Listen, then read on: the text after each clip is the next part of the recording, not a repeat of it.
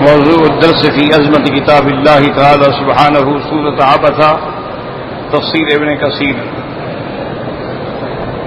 الحمد لله رب العالمين والصلاة والسلام على أشرف الأنبياء وسيد المرسلين سيدنا محمد وعلى آله وأصحابه أجمعين.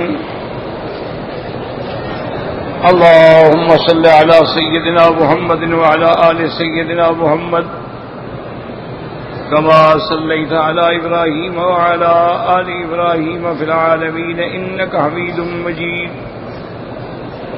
أعوذ بالله من الشيطان الرجيم. بسم الله الرحمن الرحيم. كلا إنها تذكرة فمن شاء ذكره في صحف مكرمة مرفوعة مطهرة بأيدي سفرة كرام بررة. قال المؤلف والمفسر رحمه الله تعالى: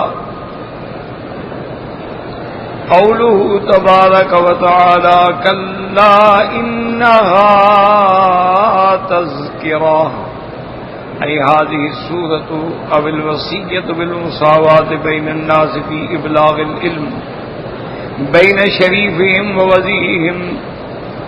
وقال قتادة والسدي كلا إنها تذكرة يعني القرآن فمن شاء ذكره، أي فمن شاء ذكر الله تعالى في جميع أموره. ويحتمل عود الضمير إلى الوحي لدلالة الكلام عليه.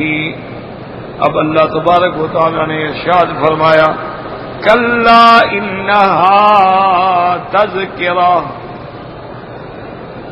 حقا انہا تذکرۃ، یعنی یہ سورت مبارک یا یہ وصیت الہی کہ اللہ نے ارشاد فرمایا، آپ کو تعلیم دی کہ جب دین پہنچانا ہو اس میں کسی بڑے چھوٹے کی کوئی تفریق نہ کریں، سب اللہ کے دین کے سیکھنے کے لیے برابر ہیں.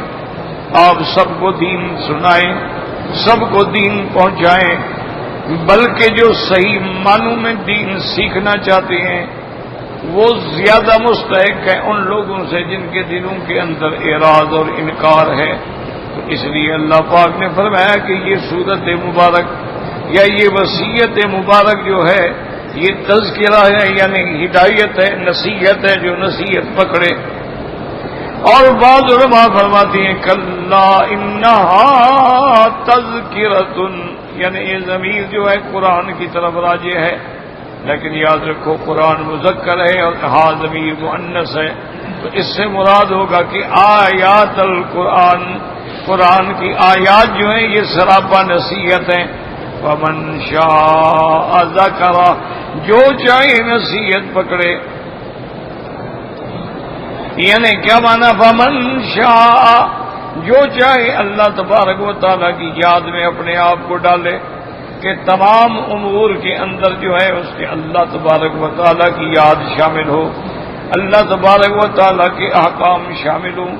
اور بعض علماء فرماتے ہیں کہ کلا انہا تذکرہ فمن شاء ذکرہ، ضمیر جو ہے وحی کی طرف بھی ہو سکتا ہے، کیونکہ دلالت الکلام بھی اسی پہ ہے کہ اللہ تبارک و تعالیٰ نے یہ وحی بھیجی حضور محمد مصطفیٰ صلی اللہ علیہ وسلم کی خدمت میں.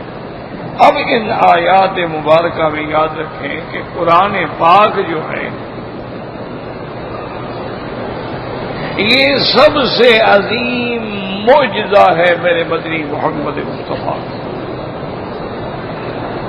یعنی تمام انبیاء برحق ہیں، تمام رسول برحق ہیں، ان کے معجزات برحق ہیں، لیکن جو شان میرے مدنی کی ہے اور آپ کے معجزات کی ہے وہ کسی پیغمبر. ہر زمانے میں معجزے اللہ نے دیے، وہ وقت گزر گیا معجزے بھی گزر گئے. موسیٰ علیہ السلام کو اللہ نے کتنے بڑے معجزے دیے، لیکن وہ دور گزر گیا تو معجزات بھی ختم ہو گئے. تو اگر اللہ قرآن میں ان واقعات کا ذکر نہ فرماتے تو کسی کو پتہ ہی نہیں چلتا. عیسیٰ علیہ السلام کو اللہ نے بڑے معجزات عطا فرمائے. یعنی ماتر رات اندھا، جو ماں کے پیٹ میں سے اندھا پیدا ہو، ہاتھ رکھتے تو بینا ہو جاتا. کوڑ اور برس کی بیماریاں جو لا علاج ہے، آپ ہاتھ پھیر دیتے شفا ہو جاتی. اگر آپ کسی مردے کو بھی فرماتے قم بإذن اللہ، وہ کھڑا ہو جاتا. آپ مٹی کے ایک جیوا پرندہ بنا کے پھونک مارتے وہ اڑ جاتا. یہ بڑے معجزات تھے، لیکن وہ وقت گزر گیا تو معجزات بھی ختم ہو گئے. لیکن میرے آقا رحمت دو عالم صلی اللہ علیہ وسلم کی نبوت چونکہ قیامت تک ہے تو آپ کا معجزہ بھی قیامت ہے. کیونکہ اس پیغمبر کے بعد تو اور نبی آ گیا، اور نبی کے بعد اور، لیکن حضور کے بعد تو کسی نبی نے نہیں آنا. لا نبی بعدہ ولا رسول بعدہ. تو اس لیے اللہ نے آپ کو جو سب سے بڑا معجزہ، اور تو معجزات میرے محبوب کے سینکڑوں معجزات ہیں، لیکن سب سے عظیم معجزہ جو ہے وہ قرآن. اس لیے اللہ نے قرآن پاک کے لفظ کو کیا، نے قرآن پاک میں یعنی لفظ قرآن بھی آیا ہے. انہ لقرآن کریم فی کتاب مکنون لا یمسہ الا المطہرون. تو وہاں بھی لفظ قرآن ہے. اسی طرح اللہ نے قرآن پاک میں جنات کا واقعہ سنایا کہ جب انہوں نے حضور کی زبان سے تلاوت سنی، قالوا یا قومنا انا سمعنا قرآنا عجبا. اور اسی طرح قرآن میں ان ھذا القرآن یہدی للتی ہی اقوم. اسی طرح اللہ فرماتے ہیں الرحمن علم القرآن. اسی طرح اللہ فرماتے ہیں فَإِذَا قَرَأْنَاهُ فَاتَّبِعْ قُرْآنَا. تو قرآن قرآن قرآن. اور اسی کو اللہ نے کتاب بھی فرمایا. الحمدللہ الذی انزل علی عبدہ الکتاب. مراد قرآن. ذالک الکتاب لا ریب فیہ. مراد قرآن. قالوا یا قومنا انا سمعنا کتابا انزل من بعد موسى يهدي الى الحق والى طريق مستقيم. تو وہاں بھی مراد کتاب سے قرآن ہے. اور کہیں اللہ تبارک و تعالی قرآن کو بارے میں فرماتے ہیں وَنُنَزِّلُ مِنَ الْقُرْآنِ مَا هُوَ شِفَاءٌ وَرَحْمَةٌ لِّلْمُؤْمِنِينَ. کہ قرآن میں جو ہم نے اتارا ہے شفا ہے، یہ دلوں کی بیماریاں دور ہو جاتی ہیں، دلوں کے روگ دور کر دیتا ہے. تو جسد ظاہری بیماریوں کی تو کوئی قیمت ہی نہیں کا. سب سے بڑی بیماریاں تو دل کی بیماریاں ہیں، روح کی بیماریاں ہیں، شرک ہے، بدعات ہیں، منکرات ہیں. جب اللہ کا قرآن اپنی برکات سے ان کو دور کر دیتا ہے تو ظاہری بدن میں اگر بیماری ہو تو شفا ہی شفا ہے. تو ہم نے فرمایا قرآن شفا ہے. اسی طرح اللہ تبارک و تعالی نے فرمایا کہ قرآن ہدایت ہے. اسی طرح اللہ نے فرمایا کہ قرآن رحمت ہے. اسی طرح اللہ تبارک و تعالی نے فرمایا کہ قرآن ذکر ہے. انا نحن نزلنا الذکر وانا له لحافظون. اور دوسرے مقام میں فرمایا وَإِنَّهُ لَذِكْرٌ لَكَ وَلِقَوْمِكَ، اور کسی جگہ اللہ فرماتے ہیں کَلَّا إِنَّهَا تَذْكِرَةٌ۔ تو یہ سارے قرآن کے باعظمت اسماء ہیں کہ قرآن ہدایت بھی ہے، قرآن رحمت بھی ہے، قرآن شفا بھی ہے، اور قرآن نصیحت بھی ہے، قرآن عبرت بھی ہے، قرآن موعظہ بھی ہے، قرآن ذکر بھی ہے۔ تو یہاں بھی اللہ نے فرمایا کلا انہا تذکرہ۔ میرا محبوب، یہ جو ہم نے سورت اتاری عبس وتولی، یا جو میرے قرآن کی آیات ہیں، یہ نصیحت ہے، لیکن شرط یہ ہے کہ جو چاہے اس نصیحت سے فائدہ اٹھائے۔ کیوں؟ اللہ کسی کو جبرن مسلمان نہیں کرتا۔ اسلام میں اکراہ نہیں ہوتا ہے، ورنہ اللہ چاہتے ساری دنیا مسلمان ہوتی، کوئی کافر ہی نہ ہوتا، شیطان کو پیدا ہی نہ کرتے، تو پھر امتحان نہ ہوتا۔ اللہ نے راستے دکھلانے کے بعد ہمیں فرما دیا جو چاہے نصیحت پکڑے۔ اسی طرح کئی مقام پہ آتا ہے ان فی ذالک لعبرۃ لمن یخشی، اور کئی مقام پہ فرماتے ہیں ان فی ذالک لآیات لأولی النہی۔ یہ نشانیاں ہیں، یہ عبرت ہے، یہ نصیحت ہے، لیکن کس کے لیے؟ جو چاہے کہ قرآن سے نصیحت حاصل کرے۔ اس لیے قرآن نے دوسری جگہ واضح فرما دیا یضل بہ کثیرا ویہدی بہ کثیرا۔ اس قرآن سے کئی لوگ ہیں جو گمراہ ہو گئے اور بہت کو ہدایت مل گئی۔ جنہوں نے قرآن پڑھا، قرآن سنا، ایمان نہ لائے، گمراہ ہو گئے، اور جنہوں نے ایمان لے آئے تو اللہ نے ان کی ہدایت کا ذریعہ بنا دیا۔ تو قرآن سب سے بڑی نصیحت ہے، قرآن وصیت الہی ہے، قرآن اللہ کی کتاب ہے، قرآن اللہ کا کلام ہے، قرآن معجزہ سیدنا محمد مصطفیٰ ہے صلی اللہ علیہ وعلی آلہ وسلم تسلیما کثیرا کثیرا۔ لیکن اس کے ساتھ یہ بھی ہے کہ اللہ غنی ہے، فرماتے ہیں تمہاری مرضی ہے، نصیحت پکڑو نہ پکڑو۔ اب آگے اللہ تعالیٰ قرآن کی شان بیان فرماتے ہیں فی صحف مکرمۃ مرفوعۃ مطہرۃ۔ یہ قرآن یا یہ سورت مبارک یا یہ نصیحت، سارا قرآن بڑے عزت والے ورقوں میں ہے، بڑے شان والے ورقوں میں لکھا ہوا ہے۔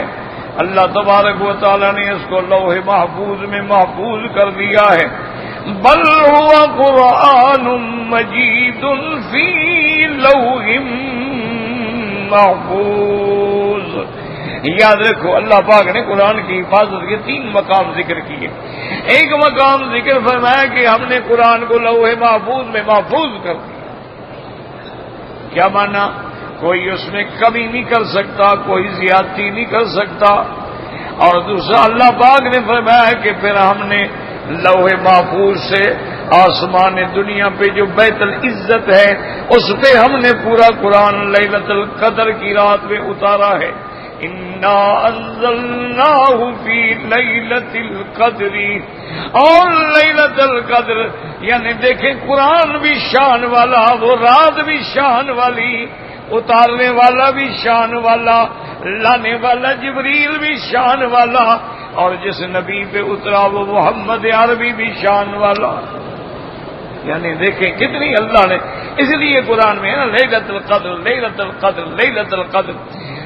تو اس لیے ہے کہ اتارنے والی ذات کون ہے؟ رب تنزیل من رب العالمین، جو رب عالمین ہے۔ اور لانے والا کون ہے؟ نزل به الروح الامین، لانے والے جبریل امین ہے۔ اور جبریل امین کون ہے؟ سارے ملائکہ کے سردار ہیں، سارے ملائکہ ان کی اطاعت کرتے ہیں۔ انہ لقول رسول کریم ذی قوت عند ذی العرش مکین۔ متاع ثم امین.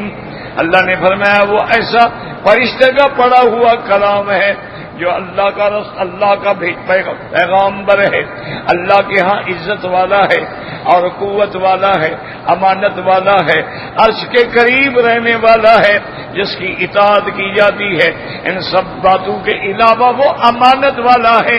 تو اللہ بھی شان والا، لانے والا جبریل بھی شان والا، بیت العزت بھی شان والا مقام، لوح محفوظ بھی شان والا مقام.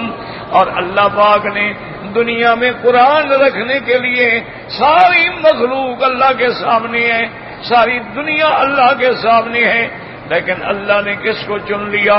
اللہ فرماتے ہیں نزل علی قلبک لتکون من المنذرین. میرا قرآن افضل ہے تو میں نے محمد کے دل پہ رکھا ہے صلی اللہ. محمد بھی افضل، آپ کا دل بھی افضل، لانے والا بھی افضل، پڑھانے والا بھی افضل، پڑھنے والا بھی افضل، پڑھ کے سنانے والا بھی افضل.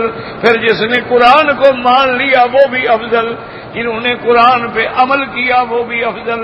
پھر قیامت میں بھی قرآن چھڑانے والا ہے، قرآن کی آیات شفاعت کرنے والی ہے. اور جو حافظ قرآن ہیں ان کو حکم دیا جائے گا اپنے خاندان میں 10 آدمیوں کی تم شفاعت کر سکتے ہو. الذین وجبت لهم النار، جن کو جہنم کے پروانے مل گئے ہوں گے، لیکن وہ قرآن کا حافظ سفارش کرے گا اللہ چھوڑ دیں گے. اور اسی طرح قرآن کی صورتیں جو ہے وہ بھی شفاعت کرنے والی ہیں. اور اللہ تبارک و تعالیٰ کی نبی کی صحیح حدیث ہے قیامت والے دن اللہ حافظ کے والدین کو بلا کے فرمائیں گے کہ ان کے سر پہ جنت کا تاج پہناؤ. آج یہ تاج بن کے بادشاہ بن کے کھڑے ہوں. حضور نے فرمایا اس تاج میں جو موتی جڑے ہیں اگر ایک موتی اللہ دنیا میں ظاہر کر دیں تو سورج بے نور ہو جائے.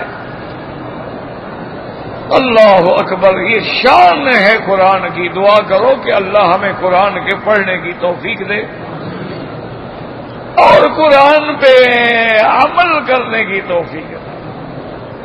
اس لیے فرماتے ہیں فی صحف، یاد رکھو صحف مانا برکے، اوراق، فی صحف مکرمہ، شان والے اوراق جن میں قرآن لکھا گیا، مرفوعات، بڑی اونچی مقام والے، یعنی باعتبار ظاہر کے بھی لوح محفوظ اور 7ویں آسمان پہ ہے اونچا، اور باعتبار شان کے بھی اونچے. مرفوع فی صحف مکرمۃ مرفوعۃ مطہرۃ، مرفوعۃ زیادہ عالی شان والے، مطہرۃ ای من الدنس والزیادت والنقص. اور میرا مدنی قرآن کے وہ اوراق جو ہیں، قرآن کی وہ آیات جو ہیں، قرآن کے وہ صحیفے جو ہیں، جہاں وہ شان والے ہیں وہاں وہ پاک ہیں. میرا اللہ کس چیز سے پاک ہے؟ فرمایا کسی قسم کی زیادتی اس میں نہیں ہو سکتی، کسی قسم کا قرآن میں نقص نہیں ہو سکتا ہے، محفوظ ہیں. اس لیے فرمایا مطہرۃ. اور بعض علماء نے فرمایا مطہرۃ مانا ہر باطل سے اللہ کا قرآن پاک ہے. قرآن میں کوئی باطل نہیں، حق کی حق ہے، صدق ہی صدق ہے اور صحیح ہی صحیح ہے. اس لیے فرماتے ہیں مرفوعات مطہرۃ. اس لیے حکم ہے کہ لا یمسہ الا المطہرون. اللہ نے فرمایا قرآن کو ہاتھ نہ لگائیں، چھوئیں نہیں، یعنی چھوتے مگر وہ جو پاک ہیں. قرآن کو ہاتھ لگانے والے فرشتے بھی پاک ہیں. اس لیے علماء نے فرمایا کہ مسلمانوں کو بھی چاہیے کہ پلید حالت میں قرآن کو ہاتھ نہ لگائیں، جنب کی حالت میں قرآن کو ہاتھ نہ لگائیں، حیض کی حالت میں عورت ہاتھ نہ لگائے، نفاس کی حالت میں عورت آدمی ہاتھ نہ لگائے. ہاتھ نہ لگائے قرآن کو مگر پاک، کیونکہ وہ ہے ہی پاک، تو پاک کو تو پاک جی بھی لگانی چاہیے نا. اس لیے فرما دیا مرفوعۃ مطہرۃ بأیدی سفرۃ کرام بررہ. اللہ نے 3 صفتیں بیان کی ہے کہ وہ قرآن کن کے ہاتھوں میں ہے. سفرتن قرآن لکھنے والے، قرآن کو نقل کرنے والے. اور دوسری صفت کیا ہے؟ کرامن، وہ خود بھی عزت والے ہیں. اور بارہ اللہ کے فرما برداری کرنے والے ہیں، اطاعت کرنے والے ہیں کہ جو اللہ حکم دیتے ہیں اس کی تعمیل کرتے ہیں. لا یعصون اللہ ما امرهم ویفعلون ما یؤمرون. تو یاد رکھیں کہ قرآن جو ہے اس میں ایک بات ہمیشہ یاد رکھیں کہ جتنی اللہ نے کتابیں اتاری ہیں ہمارا ایمان ہے سب کتابیں پر ہیں. اللہ نے موسیٰ علیہ السلام کو تورات دی، بڑی شان والی کتاب.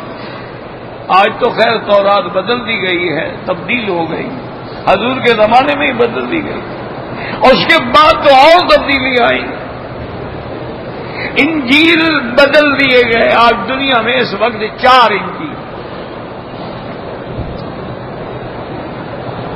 اور یہ انجیل جو ہیں یہ ثابت نہیں کر سکتے ہیں کہ عیسیٰ علیہ السلام نے ہمیں دیے ہیں. کہتے ہیں ان کے شاگردوں نے بعد میں لکھے. اسی طرح زبور ہے، آج موجود نہیں ہے. اسی طریقے سے یعنی جتنی صحائف ابراہیم، صحائف موسیٰ ہیں آج تک محفوظ نہیں ہے. ایک بات یاد رکھیں کہ اللہ کا قرآن جب اللہ کا کلام ہے، اللہ کی کتاب ہے. تورات بھی تو اللہ کی کتاب ہے، انجیل بھی تو اللہ کی کتاب ہے، زبور بھی اللہ کی کتاب ہے، صحائف ابراہیم بھی اللہ کی طرف سے ہیں، صحائف موسیٰ علیہ السلام بھی اللہ کی طرف سے، لیکن وہ محفوظ نہیں رہے. صرف قرآن محفوظ رہا. تو اس مسئلے کو اچھی طرح دماغ میں بٹھائیں کہ وہ ساری کتابیں کتاب اللہ تو تھیں لیکن کلام اللہ نہیں تھی. مسئلہ سمجھو، تورات کتاب ہے اللہ کی لیکن اللہ کا کلام کہ اللہ نے پڑھی ہو تورات نے. یہ شرف صرف قرآن کو ہے کہ اللہ نے خود پڑھا ہے، یہ اللہ کا کلام ہے. اللہ نے جبریل پہ پڑھا اور جبریل نے محمد الرسول اللہ پہ پڑھا ہے. تو جب یہ کتاب اللہ بھی ہے اور کلام اللہ بھی ہے تو اللہ باقی ہے تو اس کی کلام بھی باقی ہے. وہ کیسے ختم ہو سکتا ہے؟ اللہ کی ذات جو ہے وہ تو ہمیشہ رہنے والی ہے نا، جس پہ کبھی فنا نہیں آئے گی، جس پہ کبھی موت نہیں آئے گی، تو اس کے کلام کو بھی کبھی فنا نہیں آئے گی. حتیٰ کہ یاد رکھیں کہ یہ ایسی شان والی کتاب ہے، کسی حدیث میں ہمیں نہیں ملتا کہ جنت میں کوئی تورات پڑھے گا یہ انجیل پڑھے گا، لیکن یہ حدیث میں موجود ہے کہ ایمان والے جنت میں بھی قرآن پڑھیں اور وہاں محض شوق کے لیے پڑھیں گے. وہاں تکلیف تو ہوگی نہیں نا، وہ تو عمل کی دنیا تو ختم ہو گئی نا، وہ تو جزا ہے. لیکن وہاں بھی اللہ کا قرآن پڑھا جائے. اور قرآن کی شان دیکھیں کہ کسی کسی جگہ تو اللہ اپنے نبی کو حکم دیتے ہیں. صحیح حدیث مبارک ہے، حضور پاک نے بلایا ابی ابن کعب کو رضی اللہ تعالی عنہ، اور آپ نے فرمایا کہ یا ابی ان اللہ امرنی ان اقرأ علیک، اللہ نے مجھے حکم دیا ہے کہ میں سورۃ اذا زلزلت الارض جو ہے تم پر پڑھوں. حضرت ابی بن کعب نے عرض کیا کہ یا رسول اللہ ان اللہ سمانی من فوق، اللہ نے میرا نام لیا ہے یا ویسے فرمایا کہ سب سابق؟ نہیں، ان اللہ سما کا تیرا نام لے کے حکم دیا ہے. اب دیکھیں یعنی حکم دینے والا خدا ہے اور پڑھنے والا محمد مصطفیٰ ہے. اور کس کو پڑھا رہے ہیں؟ حضرت ابی بن کعب کو جو اقرا آئے ہیں تمام صحابہ میں. لیکن قیامت والے دن کیا عالم ہوگا کہ اللہ حافظ قرآن کو بلا کے حکم دیں گے کہ حافظ قرآن، دنیا میں تم قرآن میرا پڑھتے تھے، آج قرآن پڑھو. دنیا میں تم نے لوگوں کو سنانے کے لیے پڑھا، میں تو ویسے سن رہا تھا، لیکن آج مجھے قرآن سناؤ. اور ساتھ یہ بھی حکم دیں گے اقرا ورثکے، قرآن پڑھتے جاؤ اور جنت کے درجات پہ چڑھتے جاؤ، جہاں جا کے قرآن ختم ہوگا وہیں تیرے درجات ختم۔ تو یہ شان صرف اللہ نے قرآن کو دی۔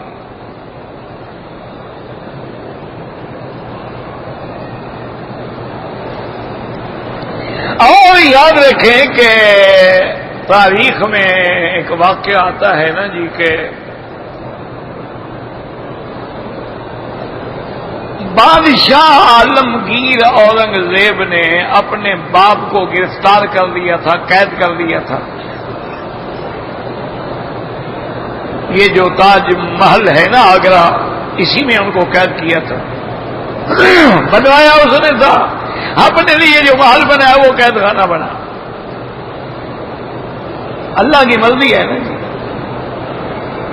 لیکن عالمگیر بھی تو بڑا نیکا بادشاہ تھا،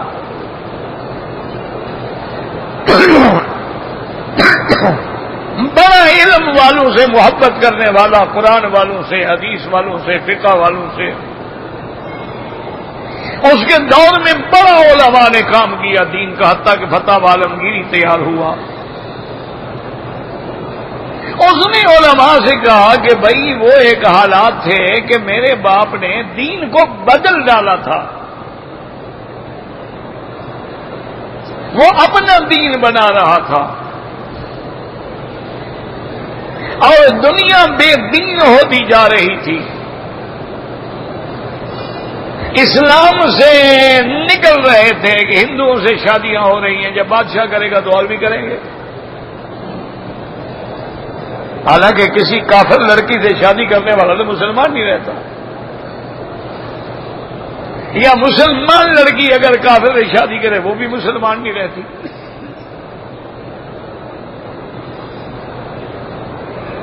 وَلَا تَنكِحُوا الْمُشْرِكَاتِ حَتَّىٰ يُؤْمِنَ، جب تک کہ وہ ایمان نہ لے آئیں۔ اس نے کہا لیکن مجھے بہرحال احساس ہے کہ اب دور بھی گزر گیا، حالات بھی بدل گئے، میرا باپ کسی طرح راضی ہو، وہ مانتا نہیں کوئی بات، قید میں بھی بیٹھا ہے تو پھر بھی وہ بادشاہ بن کے بیٹھا ہوا ہے۔ کوئی حل نکالیں۔ انہوں نے کہا جی ایک حل ہے، آپ قرآن شریف یاد کر رہے ہیں، جس دن آپ کا قرآن شریف ختم ہونے والا ہے، جب قرآن شریف ختم ہونا اسی بہانے میں آپ ایک تقریب بنا لیں، ختم قرآن کے لیے دعوت رکھ لیں، اس میں آپ شہنشاہ کو بھی دعوت بھیجیں اپنے ابا کو کہ میرے قرآن ختم کی تقریب ہے، آپ تشریف لے آئیں۔ اس بہانے سے ایک دفعہ آ گیا تو آخر باپ ہے نا، باپ بیٹا جب مل جائیں گے تو باتیں ساری ختم ہو جائیں گی۔ انہوں نے کہا ہاں بھئی یہ تقریب تو بڑی اچھی ہے، اور انہوں نے قرآن ختم کیا، تقریب کا اہتمام کیا، اس کے بعد دعوت نامہ لکھا اور اپنا وفد بھیجا، بڑے آداب سے، بڑے اعزاز سے، اکرام سے بادشاہ کو دعوت دی کہ حضرت مہربانی کریں، عالمگیر کا قرآن ختم ہوا ہے اور ختم قرآن کی دعوت ہے، آپ تشریف لائیں۔ فرمایا میں نہیں آؤں۔ نے کہا حضرت مہربانی کرو، نے کہا بھائی میں نے کہہ دیا ہے میں نہیں آؤں گا، مجھے قید کر دیا ہے، اب مجھے بلا کے اپنی شہنشاہیت اور اپنی شان و شوکت دکھانا چاہتا ہے۔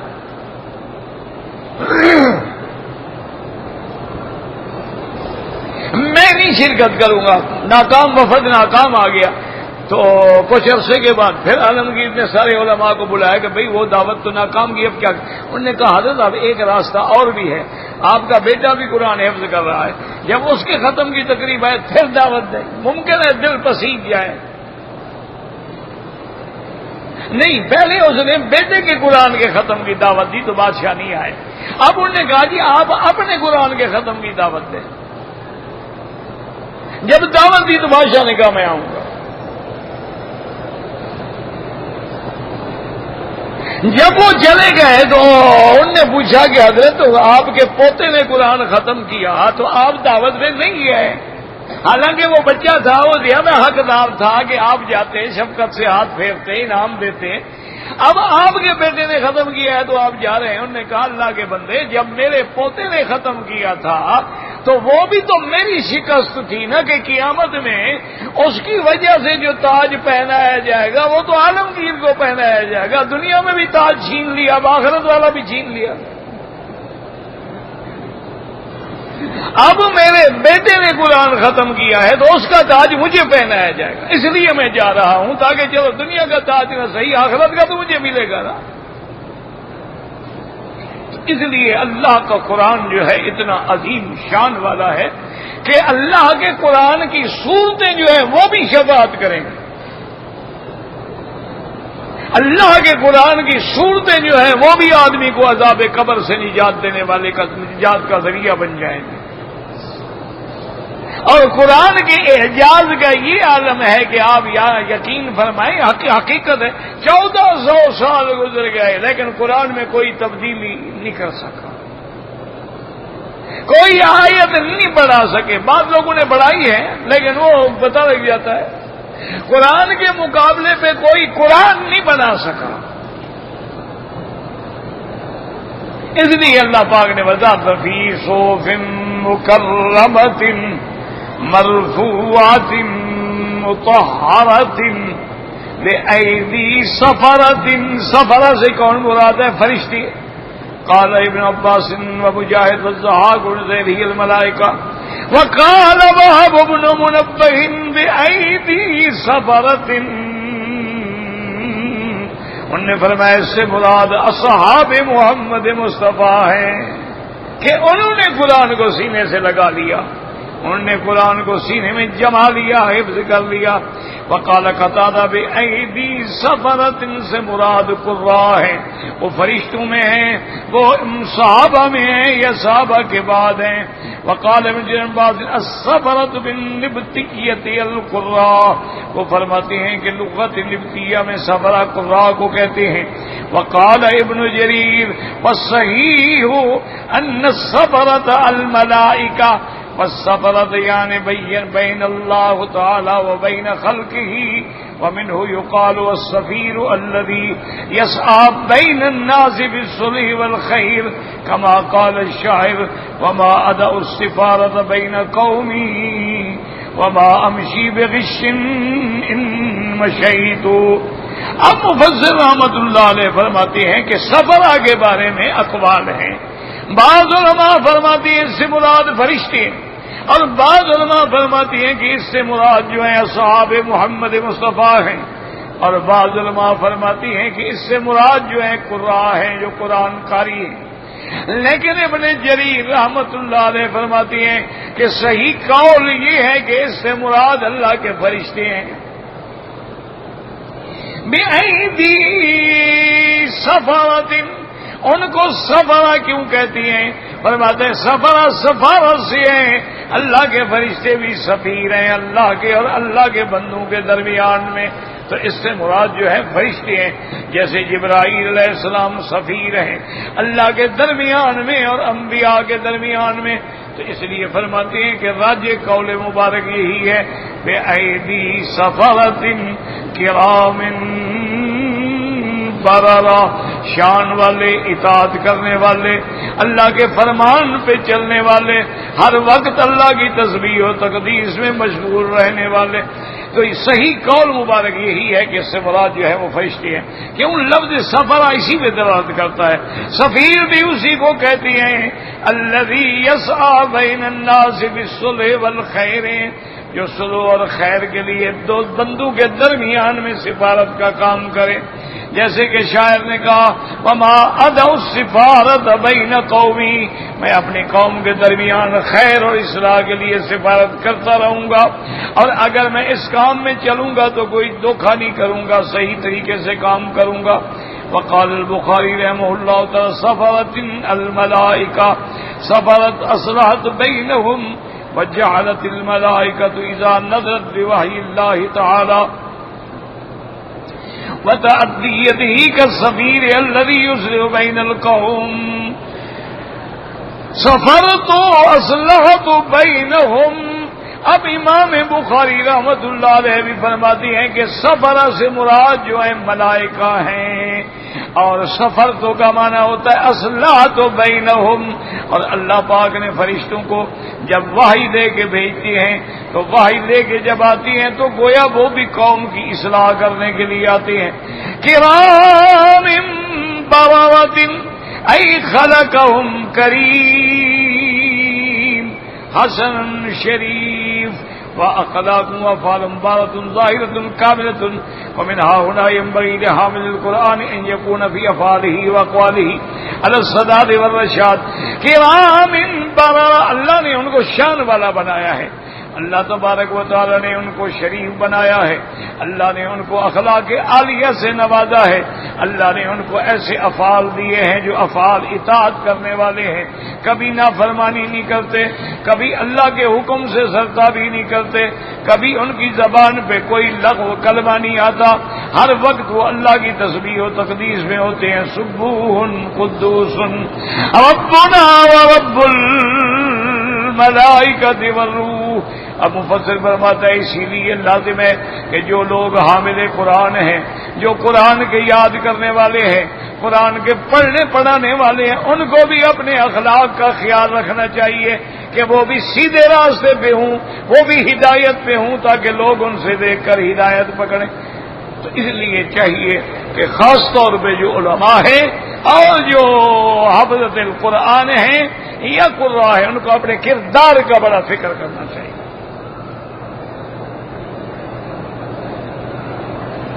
قال الامام احمد رحمہ اللہ تعالی حدثنا اسماعیل قال حدثنا هشام بن قتادہ عن زرارة بن عوفان سعد بن هشام النبي عن عائشہ رضی اللہ تعالی عنہ قالت قال رسول اللہ صلی اللہ علیہ وسلم الذي يقرأ القرآن وهو ماهر به مع الصبرة الكرام البررة والذي يقرأه وهو عليه شاق له أجران أخرجه الجماعة من طريق قتادة به۔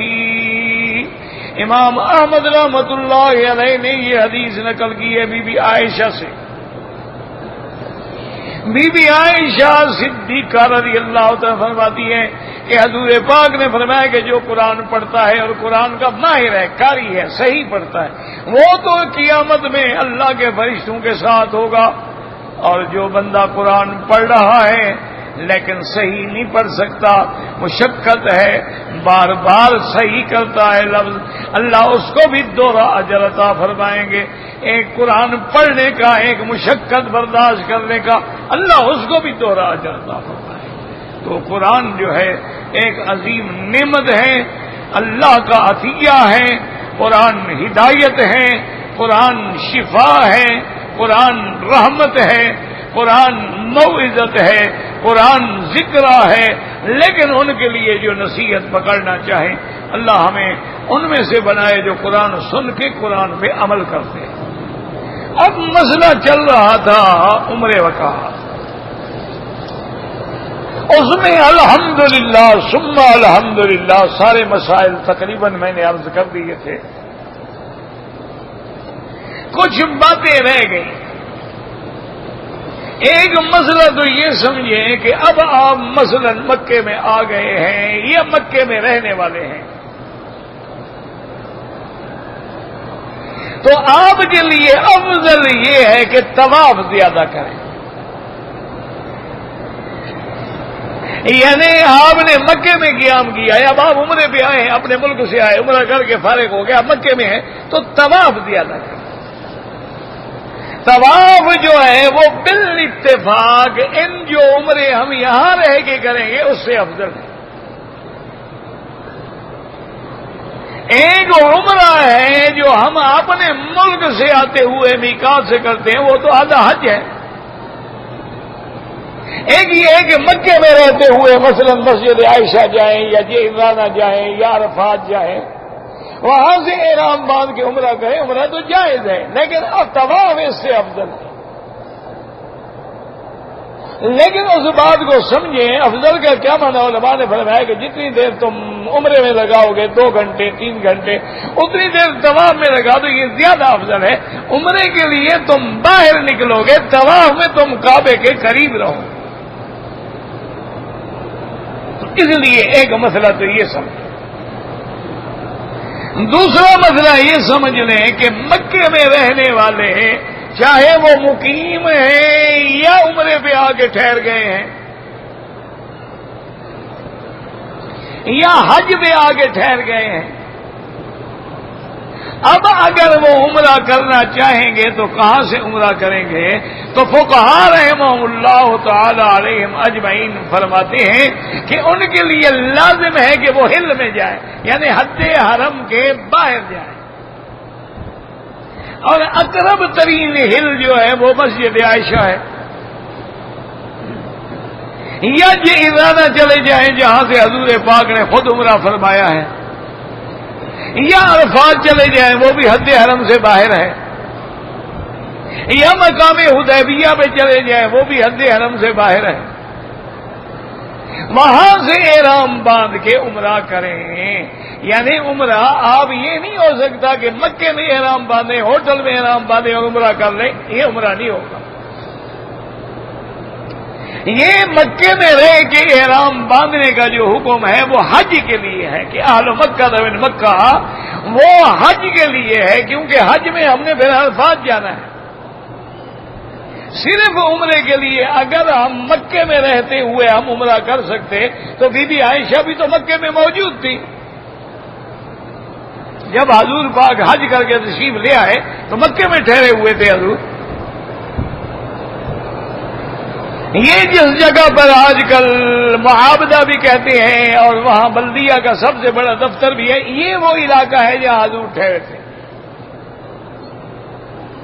تو اب بی بی عائشہ صدیقہ نے عرض کیا تھا کہ یا رسول اللہ صلی اللہ علیہ وسلم، میری باقی بہنوں نے تو عمرہ بھی کر لیا، حج بھی کر لیا، لیکن میں نے تو صرف حج کیا ہے، عمرہ نہیں کیا، کیونکہ مجھے حیض آ گیا تھا، تو میں نے تو اپنے عمرے کو پھر حج کی نیت میں بدل دیا۔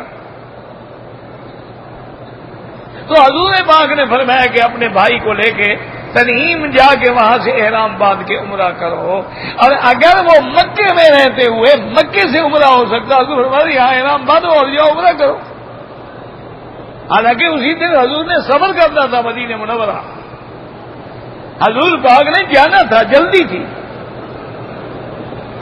لیکن پھر بھی آپ نے ان کو باہر بھیجا کہ تنعیم سے جا کے احرام باندھو۔ تو اس سے یہ مسئلہ سمجھ آ گیا کہ اگر مکے میں رہتے ہوئے کوئی عمرہ کرے تو ہر حال میں اس کو حد حرم سے باہر جانا ہوگا۔ تقریباً اس پہ ائمہ اربعہ رحمت اللہ علیہم، چاروں اماموں کا اتفاق۔ بعض علماء کہتے ہیں کہ وہ اپنے مکے میں رہتے ہوئے اپنے گھر سے باندھ سکتا ہے، لیکن جمہور ائمہ کہتے ہیں کہ نہیں۔ یہ دو مسئلے ہو گئے،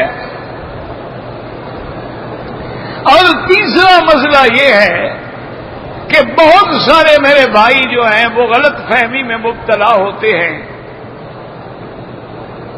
کہ اگر عمرہ کر لیا ہے اور سر پہ اس طرح پھروا دیا ہے، اب وہ جب دوسرا عمرہ کرتے ہیں تو اس طرح نہیں پھروا دو، جی ہم نے پہلی دفعہ پھروا دیا تھا۔ یہ غلط بات ہے۔ جتنے دفعہ عمرہ کرو گے ہر حال میں اس طرح پھروانا ہوگا، چاہے بال ہوں یا بال نہ ہوں۔ حتیٰ کہ اگر کوئی آدمی گنجا ہے، اس کے سر پہ ایک بال بھی نہیں ہے، پھر بھی تعمیل حکم میں اس طرح پھروائے گا، کیونکہ اللہ تعالیٰ کو ہمارے بالوں کی ضرورت نہیں ہے۔ اللہ تو اپنے حکم کی تعمیل چاہتے ہیں کہ بندوں نے اپنی گردن جھکا دی۔ تو اس لیے جب ایک عمرہ کریں، 2 کریں، 3 کریں، 4 کریں، ہر دفعہ آپ کو اس طرح پھروانا۔ وہ پہلے عمرے والے احکام ختم ہو گئے، اب تو آپ نے دوبارہ نیت کی ہے۔ یہ دوسرا مسئلہ الحمدللہ ہو گیا، اور تیسرا مسئلہ ہے طواف الوداع کا، کہ بھئی اب جو لوگ عمرے پہ آئے ہیں، اب انہوں نے اپنے وطن جانا ہے یا انہوں نے مدینہ منورہ جانا ہے اور پھر مدینہ منورہ سے انہوں نے اپنے وطن چلا جانا ہے، مکے میں واپس نہیں آنا. تو ان کے لیے طواف الوداع کا کیا حکم ہے؟ تو یہ بھی جمہور ائمہ کے نزدیک عمرے والے پر طواف وداع واجب نہیں ہے، یعنی اگر وہ نہ کرے تو دم نہیں پڑے گی. اگر حج میں طواف الوداع نہ کرے دم دینی ہوگی، لیکن عمرے کے اندر اگر طواف الوداع نہ کرے تو کوئی دم نہیں ہوگی. لیکن تمام ائمہ فرماتے ہیں کہ افضل یہ ہے کہ حضور کی حدیث مبارک ہے ان یکون آخر العہد بالبیت الطواف، کہ جب تم جانے لگو تیاری ہو جائے، اپنے گھر جا رہے ہو، سفر پہ جا رہے ہو، آخری کام یہ کرو کہ اللہ کے گھر کا طواف کر کے جاؤ. اور ویسے بھی ہر آدمی کوشش کرے کہ طواف کر کے جائے، کیوں موت و حیات کا بھی تو پتہ نہیں نا، پھر ہم زندہ بھی ہوں گے کہ نہیں ہوں گے، پھر کبھی ہمیں طواف دوبارہ نصیب بھی ہوگا یا نہیں ہوگا. اور دوسرا، ہر عبادت پوری دنیا میں ہو سکتی ہے. قرآن آپ ہر جگہ پڑھ سکتے ہیں، تہجد ہر جگہ پڑھ سکتے ہیں، اوابین ہر جگہ پڑھ سکتے ہیں، اشراق ہر جگہ پڑھ سکتے ہیں، تلاوت قرآن ہر جگہ پڑھ سکتے ہیں، تہجد ہر جگہ پڑھ سکتے ہیں، لیکن طواف تو کسی جگہ نہیں کر سکتے. طواف تو ماں سوا اللہ کے گھر کے کسی جگہ نہیں ہے. اور افضل عبادت جو ہے وہ طواف ہے. تو اس لیے جانے والے حضرات جو ہے وہ تو ہاں، اگر کوئی عورت حیض میں ہے تو اس کو تو حج میں بھی طواف الوداع معاف ہے. جب حج میں معاف ہے تو اب ویسے بھی معاف ہے. یا کوئی معذور ہے، بیمار ہے، رش زیادہ ہے، اس کے لیے مشکلات ہیں تو کوئی حرج نہیں، ورنہ ہر حال میں کوشش کریں کہ طواف الوداع کر کے جائیں. اور چوتھا مسئلہ یہ سمجھ لیں کہ طواف مثلا طواف زیارت ہے، طواف عمرہ ہے، طواف قدوم ہے، طواف وداع ہے، طواف نفل ہے. یاد رکھو، ایک طواف زیارت ہے جو حج کا فرض ہے، جو آپ نے مینا میں آنے کے بعد، آپ نے کنکریاں مارنے کے بعد، قربانی کرنے کے بعد، سر منڈانے کے بعد آگے طواف کرنا ہے. وہ طواف زیارت وہ فرض ہے، اس کے بغیر تو حج نہیں ہوتا. اور ایک طواف عمرہ ہے، جب آپ عمرے پہ آئے ہیں تو آپ نے آگے طواف کیا ہے. اور ایک طواف قدوم ہے جو قارن اور مفرد کے لیے ہوتا ہے، جنہوں نے حج قران کیا ہے یا حج افراد کیا ہے. اور ایک جانے والوں کے لیے طواف وداع ہے. لیکن یہ اور ایک طواف مطلقاً طواف نفل ہے کہ روز آدمی جا کے طواف کرتا ہے، یہ نفلی طواف ہے. لیکن یاد رکھیں کہ طواف میں کوئی فرق نہیں ہے، سب طواف برابر ہے. یعنی طواف کا طریقے میں کوئی فرق نہیں ہے. حجر اسود سے آپ شروع کریں گے اور حجر اسود پہ ہی ختم کریں گے. اور ہر طواف میں 7 چکر ہیں، اور ہر طواف کے بعد 2 رکعت پڑھنی ہے، جو امام ابو حنیفہ رحمۃ اللہ علیہ کے نزدیک واجب ہے اور باقی ائمہ رحمہم اللہ کے نزدیک سنت ہے. یعنی فرق کیا ہوا؟ امام صاحب کہتے ہیں کہ اگر کسی نے طواف کیا ہے یا عمرہ کیا ہے، 2 رکعت بھول گیا، وہ کہتے ہیں واجب ہے، ہر حال میں جب یاد آئے پڑھے. لیکن باقی ائمہ کے نزدیک سنت ہے کہ اگر پڑھے گا تو افضل ہے، ثواب ہے. نہیں پڑھے گا دوبارہ پڑھنے کی ضرورت نہیں، طواف اس کا ہو جائے.